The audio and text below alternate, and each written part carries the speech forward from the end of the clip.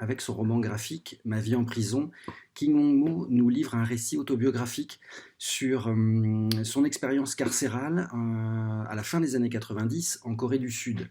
À l'époque, alors qu'il était étudiant, il rejoint des mouvements de contestation qui réclamaient plus de justice, et notamment concernant les responsables des massacres des mouvements étudiants et syndicaux des années 80, notamment celui de Gwangju. Et donc, de nouveau, 10 ans ou 15-20 ans plus tard, de nouveau des mouvements étudiants, de nouveau de la répression policière violente. Des camarades de Kim Hong-mo sont décédés à l'occasion, et lui se retrouve en prison. Donc, au-delà de la description de l'enfermement, du huis clos qu'a été cette période pour lui, c'est aussi cette découverte de l'histoire coréenne, une toute jeune démocratie qu'on découvre au travers de ce récit.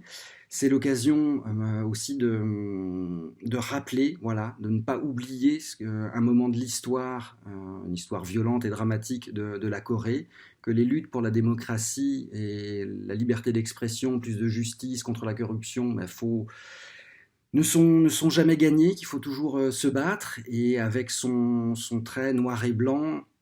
rehaussé de la vie de gris, nous envoie à la figure des images qui peuvent parfois être assez fortes, et qui ne sont pas sans rappeler des images plus récentes qu'on a pu voir aux informations dans des pays plus ou moins proches.